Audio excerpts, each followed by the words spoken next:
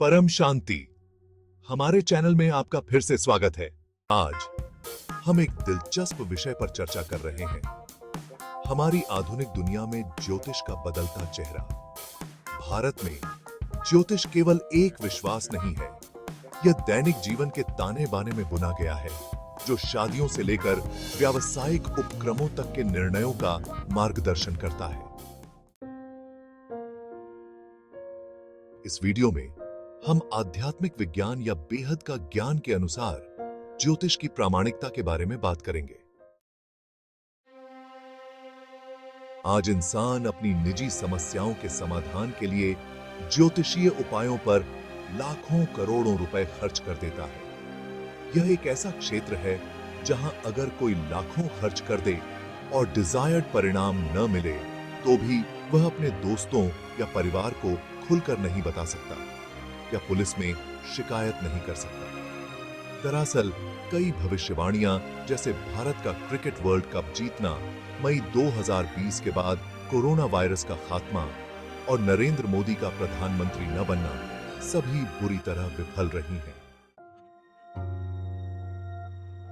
जरा सोचिए, अगर ज्योतिष वास्तव में सटीक होता तो इतने सारे मध्यम वर्गीय परिवार अभी भी संघर्ष क्यों कर रहे हैं? क्या हम और अधिक सफलता की कहानियां नहीं देखेंगे? आज के समय में ग्रह शांति और व्यक्तिगत क्षेत्र में इच्छित परिणाम प्राप्त करने के लिए मंत्र जाप भी काम नहीं कर रहे हैं। यही कारण है कि ज्योतिषियों की इतनी अधिक वृद्धि के बावजूद भी दुनिया में अशांति बनी हुई है। ज्योतिष शास्त्र पूर्णतः व्यवसाय बन गया है। वैज्ञानिक समुदाय बड़े पैमाने पर ज्योतिष को खारिज करता है। अपने दावों का समर्थन करने के लिए कोई ठोस सबूत नहीं पाता है। भगवद गीता में कुंडली या ज्योतिष का कोई उल्लेख नहीं है। इसके बजाय यह हमें अपने कर्तव्यों पर ध्यान केंद्रित करना और सर्वोच्च सर्वशक्तिमान को याद करते हुए कर्मयोगी बनना सिखाता है। आइए देखें कि इस बेहद के ज्ञान से हम ज्योतिष के बारे में क्या जानते हैं। प्राचीन काल में जब ज्योतिष शास्त्र लिखा गया था तो यह माना जाता था कि सूर्य सभी राशियों को प्रभावित करता था, क्योंकि वह सभी क्षेत्रों में भ्रमण करता था। लेकिन जैसे जैसे ब्रह्मांड विकसित हुआ और सूर्य का गुरुत्वाकर्षण में परिवर्तन हुआ, इसका प्रभाव सभी राशियों पर कम हो गया। अनगिनत आकाश गंगाएं निरंतर प्रवाह में हैं और गुरुत्वाकर्षण बल हमेशा बदलते रहते हैं। ग्रहों और सूर्य के निर्माता खरबों साल पहले हमारे ब्रह्मांड के पहले प्रारब्ध के दौरान हुए थे और आज उनका प्रभाव शून्य हो गया है। उस समय उनका प्रभाव वास्तविक रहा होगा, लेकिन अब हम ऐसे समय में हैं जहां उनकी शक्तियां लगभग न के बराबर हैं।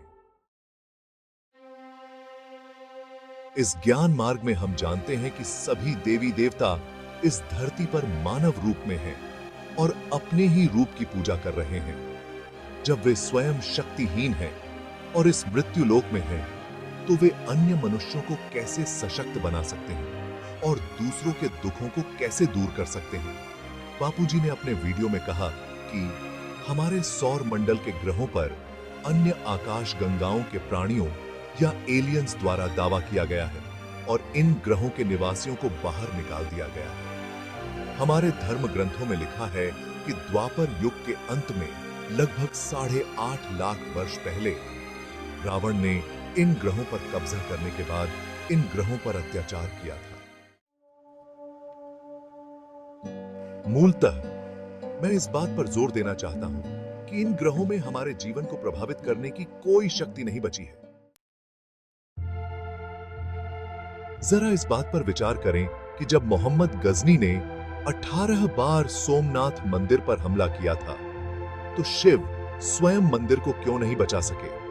यही कहानी भारत और पाकिस्तान के अन्य लाखों मंदिरों की भी है जिन्हें तोड़ दिया गया। जब देवी देवता स्वयं अपने मंदिर को बचाने और अपने भक्तों के बीच आस्था बनाए रखने में असमर्थ हैं, तो कोई देवी देवता से बचाने की उम्मीद कैसे कर सकता है?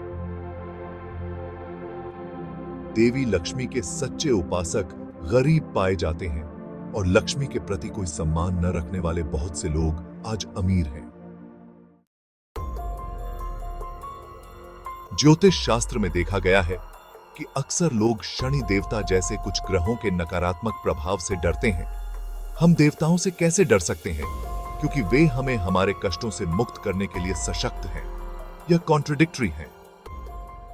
कर्म के नियम से बढ़कर कोई कड़वा और सुंदर सत्य नहीं हो सकता।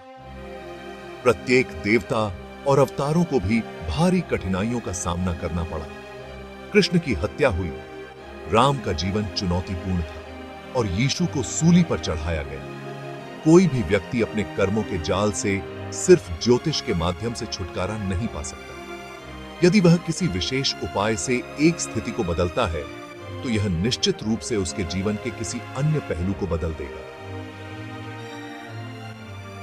फिल्म बटरफ्लाई इफेक्ट में इस पहलू को खूबसूरती से समझाया गया है। Astrology is not a full proof concept. इसे सिक्के को उछालने की तरह ही संभाव्य सिद्धांत माना जा सकता है। इस पर प्रतिबंध लगाया जाना चाहिए और इससे बचना चाहिए, क्योंकि यह आध्यात्मिक विकास में बाधा डालता है। लोग जीवन में निश्चितता चाहते हैं। लोग बेबस हैं क्योंकि उन्हें कहीं से मदद नहीं मिल रही है। यहां आप शॉर्टकट पद्धति से बेहतर परिणाम की उम्मीद कर रहे हैं। इसका अंत कभी भी अच्छा नहीं होता और यह आत्मा में कमजोरी का संकेत है। समाधान क्या है? We have to start empowering our soul by meditating on supreme almighty authority. सर्वशक्तिमान के साथ जुड़कर अपनी आत्मा को मजबूत करें। इस चैनल में हम इन विषयों पर आगे विचार करेंगे, जिससे आपको अपनी आध्यात्मिक यात्रा में मदद मिलेगी। अभी तक रुकने के लिए आप सभी को धन्यवाद। आइए सर्वोच्च सर्वशक्तिमान का ध्यान करें और आत्म रूपांतरण और विश्व परिवर्तन करने के लिए परम शांत का कंपन फैलाएं। परम शांति।